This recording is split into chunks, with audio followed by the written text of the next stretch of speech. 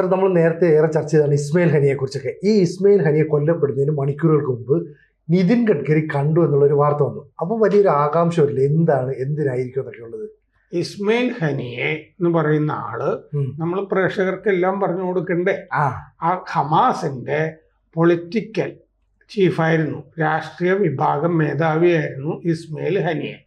ഇസ്മായിൽ ഹനിയെ അവിടെ കൊന്നത് ഈ മസൂദ് പെസഷ്ക്യാൻ, അദ്ദേഹത്തിന്റെ സത്യപ്രതിജ്ഞ അതിൽ പങ്കെടുക്കാനായിട്ട് ഇസ്മായിൽ ഹനിയെ അവിടെ ചെന്നു. അപ്പൊ ഇസ്മായിൽ ഹനിയെ അവിടുത്തെ പട്ടാളത്തിന്റെ ഗസ്റ്റ് ഹൗസിൽ വലിയ കാവലും ഒക്കെയുള്ള സംവിധാനമാണ്. അവിടെ വെച്ചാണ് മൊസാദ് ഇസ്മായിൽ ഹനിയെ കൊന്നത് എങ്ങനെയെന്നൊക്കെ ഉള്ളത് വീണ്ടും അവസാനം ഞാൻ പറയാം. ഇപ്പൊ കുറച്ചുകൂടി വിവരങ്ങൾ അതേപ്പറ്റിയുണ്ട്.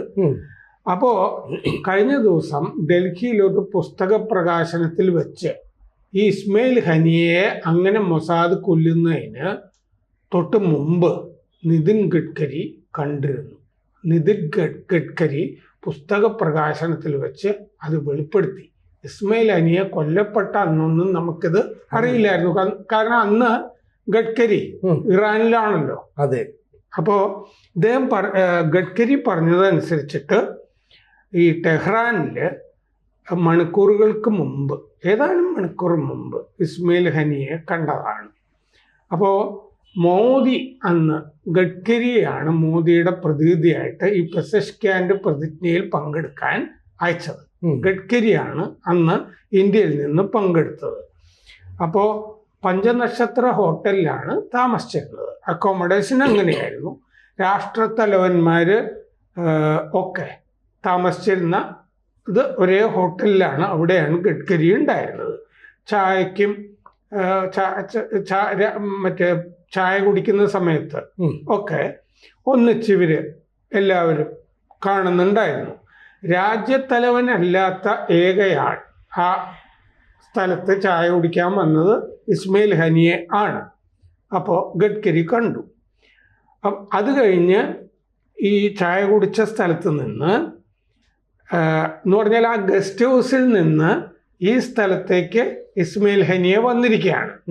എന്നിട്ട് ഗഡ്കരി ഒക്കെ കണ്ടു. അത് കഴിഞ്ഞ് ഈ പെസഷ്ക്യാന്റെ പ്രതിജ്ഞയ്ക്ക്, സത്യപ്രതിജ്ഞാ സ്ഥലത്തേക്ക് പെസഷ്ക്യാനൊട്ടും ചീഫ് ജസ്റ്റിസുമായിട്ടും ചേർന്ന് ഹാനിയെ പോകുന്നത് ഗഡ്കരി നോക്കി നിന്നു. പെസഷ്ക്യാന്റെ കൂടെ പോവുകയാണ് ഇസ്മായിൽ ഹാനിയെ. അത്ര അടുപ്പം ഉണ്ടായിരുന്നു എന്നുള്ള അർത്ഥം. കാരണം നമ്മളൊരു ചിത്രവും പെസഷ്ക്യാനും ഹാനിയെയും കൂടെയുള്ളതൊക്കെ ഒരുമിച്ചിരിക്കുന്ന ഏതാനും മിനിറ്റുകൾക്ക് മുമ്പ് ഒന്നിച്ചിരിക്കുന്ന ഒരു ചിത്രവും ഒക്കെ അന്ന് കണ്ടിട്ടുണ്ട്. അപ്പം അത് കഴിഞ്ഞ് ഗഡ്കരി പ്രതിജ്ഞ കഴിഞ്ഞിട്ട് ഇതേ ഹോട്ടലിലേക്ക് മടങ്ങിയെത്തി.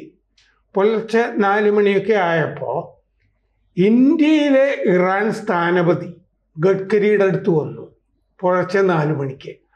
എന്നിട്ട് പറഞ്ഞു, നമുക്ക് ഉടനെ പോകണം ഇവിടെ നിന്ന്. അതെന്താ എന്ന് ചോദിച്ചു.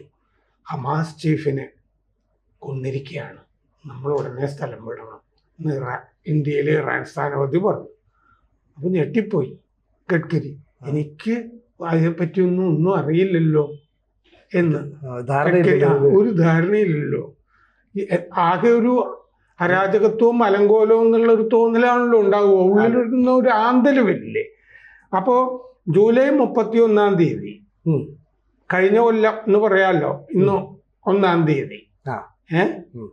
അപ്പോ 1:15 പുലർച്ചെ 1:15 മറ്റേ സംഭവമൊക്കെ നടക്കുന്നതായിട്ട് അറിഞ്ഞത്. IRGC അവിടുത്തെ പട്ടാളം, ഇറാനിലെ അവരുടെ കാവലുള്ള പട്ടാള ഗസ്റ്റ് ഹൗസിലാണ് ഇത് നടന്നിരിക്കുന്നത്. ഒരു അംഗരക്ഷകനും കൊല്ലപ്പെട്ടു, ഹാനിയുടെ. എങ്ങനെ കൊല്ലപ്പെട്ടു? അപ്പോൾ പുസ്തക പ്രകാശന ചടങ്ങിൽ ഗഡ്കരി പറഞ്ഞു അദ്ദേഹം ഉപയോഗിച്ചിരുന്ന മൊബൈൽ ഫോൺ വഴിയാണെന്ന് ഒരു തിയറി ഉണ്ട്. പിന്നെ രാജ്യം ശക്തമാണെങ്കിൽ നമ്മളെ ആർക്കും തൊടാൻ പറ്റില്ല, അതിന് ഉദാഹരണമാണ് ഇസ്രയേൽ എന്ന് ഗഡ്കരി പറഞ്ഞു. IRGC ഷോർട്ട് റേഞ്ച് മിസൈൽ ഉപയോഗിച്ചാണ് ഈ ഗസ്റ്റ് ഹൗസിനെ തകർത്തത് എന്ന് പിന്നീട് പത്ര. ഇനി ഗഡ്കരിയുടെ ഭാഗം തീർന്നു. പത്ര റിപ്പോർട്ടുകളൊക്കെ ഉണ്ട്. ടെലഗ്രാഫ് റിപ്പോർട്ട് ചെയ്ത് എന്താണെന്ന് വെച്ച് കഴിഞ്ഞാൽ മൊസാദ് ഇറാൻകാരായ ചാരന്മാരെ തന്നെ ഉപയോഗപ്പെടുത്തിയാണ് ഇസ്മയിൽ ഹാനിയയെ വകവരുത്തിയത് എന്നാണ്. ഈ സ്ഫോടകങ്ങൾ അവര് രണ്ട് ചാരന്മാർ കൊണ്ടുപോയി 3 മുറികളിൽ അവിടെ സ്ഥാപിച്ചു. അവർ അകത്തേക്ക് പോകുന്നതും നിമിഷങ്ങൾക്കകം പുറത്തേക്ക് വരുന്നതും CCTV, ഇറാൻ സർക്കാർ ശേഖരിച്ച CCTVയിൽ ദൃശ്യങ്ങളിലുണ്ട്. എന്നിട്ട് ഈ എന്ത് ചെയ്തു എന്ന് വെച്ച് കഴിഞ്ഞാൽ റിമോട്ട് സംവിധാനം വെച്ചിട്ടാണ് അത് തകർത്തിരിക്കുന്നത്. ഈ വെച്ചിരിക്കുന്ന എക്സ്പ്ലോസീവ്സ് റിമോട്ട് സംവിധാനം വെച്ചാണ് ഡിറ്റനേറ്റ് ചെയ്തത്. അത് കഴിഞ്ഞ ഏജന്റുമാർ ഇറാനിൽ നിന്ന് ഉടനെ സ്ഥലം കാലിയാക്കി. പുലർച്ചെ 2 മണിയോടുകൂടി ആണ് ഈ സ്ഫോടനം നടന്നിരിക്കുന്നത്. ആ 2 ഏജന്റുമാർ അവിടുത്തെ അൻസാർ അൽ മഹ്ദി പ്രൊട്ടക്ഷൻ യൂണിറ്റിലെ അംഗങ്ങളായിരുന്നു എന്നാണ് അറിയുന്നത്. എന്ന് പറഞ്ഞാൽ അവിടുത്തെ തന്നെ വലിയ ആളുകളുടെയൊക്കെ സംരക്ഷണം ഏറ്റെടുത്തിരിക്കുന്ന യൂണിറ്റില്ലേ, അതെ, ഇറാൻ സർക്കാരിന്റെ, അതിലെ മൊസാദിന്റെ 2 ചാരന്മാരാണ് ഇത് ചെയ്തത് എന്നാണ് അവസാനത്തെ വിവരം. അപ്പോൾ ഇതിനു മുമ്പ്, ഇത് ജൂലൈയിലാണല്ലോ, മെയ്യിൽ തന്നെ ഇസ്മയിൽ ഹാനിയെ കൊല്ലാനുള്ള പദ്ധതി മൊസാദ് അവിടെ തയ്യാറാക്കിയിരുന്നു.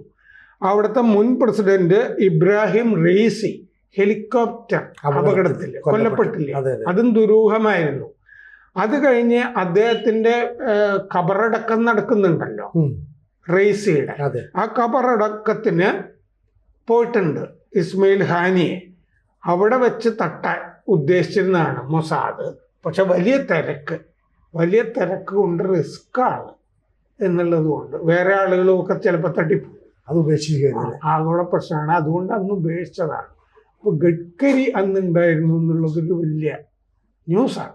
ശരിക്കും ഇസ്മയിൽ ഹാനിയെ കൊല്ലപ്പെട്ടു എന്നുള്ള വാർത്ത വലിയ ചർച്ചയൊക്കെ ആയെങ്കിലും ഒരിക്കൽ പോലും ഈ ഗഡ്കരി അവിടെ ഉണ്ടായിരുന്നു അല്ലെ അതിനെക്കുറിച്ച് അറിയാമായിരുന്നു ഒന്നും പറഞ്ഞിട്ടില്ല. പക്ഷെ ഇപ്പോൾ ഇങ്ങനെ ഒരു സംഭവം അറിയുമ്പോൾ മൊസാദിൻ്റെ ഒരു ഓപ്പറേഷൻ്റെ ഒരു മികവിനെ കുറിച്ച് നമുക്കറിയണം. കാരണം ഗഡ്കരി ഉൾപ്പെടെയുള്ള ഇറാൻ്റെ സ്ഥാനപതി ഉൾപ്പെടെയുള്ള ആളുകൾ അവിടെ നിൽക്കുമ്പോൾ അവരൊന്നും അറിയുന്നേ ഇല്ല. അപ്പോൾ വളരെ പ്ലാൻഡ് ആയിട്ടൊരു കാര്യങ്ങൾ കൃത്യമായിട്ട് നടപ്പാക്കാനായിട്ട് കഴിയുന്നു. അപ്പോൾ ഗഡ്കരി പറയുന്നത് കേൾക്കുമ്പോൾ നമുക്കും കൂടി ഒരു ഞെട്ടലല്ലേ ഉണ്ടാക്കുന്നത്. മൊസാദ് ഗഡ്കരി പറഞ്ഞത് തന്നെ ഒരു രാജ്യം ശക്തമാണെങ്കിൽ ആർക്കും സ്പർശിക്കാൻ കഴിയില്ല എന്ന് പറഞ്ഞിട്ട് അദ്ദേഹം ഉദാഹരണമായിട്ട് ഇതേ ചടങ്ങിൽ പറഞ്ഞത് ഇസ്രയേലിന്റെ കാര്യമാണ്.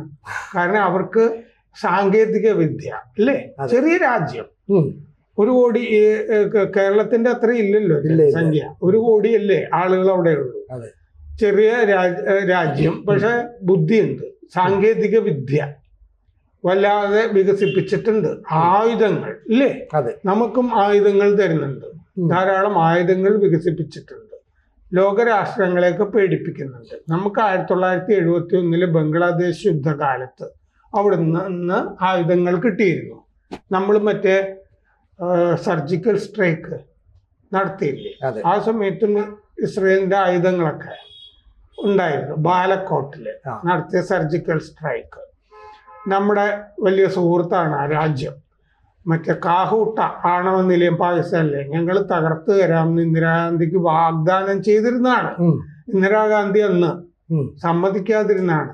ഞങ്ങൾക്ക് ആ ജാംനഗറിലോ എവിടെയെങ്കിലും റീഫ്യൂവൽ ചെയ്യാനേ, വീണ്ടും ഇന്ധനം നിറയ്ക്കാനുള്ളൊരു ഫെസിലിറ്റി തന്നാൽ മതി, ഞങ്ങൾ ശരിപ്പെടുത്തി തരാം. കാരണം ഒരു ഇസ്ലാമിക രാജ്യത്തിന്റെ കയ്യിലും ആണവ ബോംബ് ഉണ്ടാകരുത്, അത് സുരക്ഷിതമായിരിക്കില്ല എന്നൊരു ധാരണ ഇസ്രയേലിനുണ്ട്.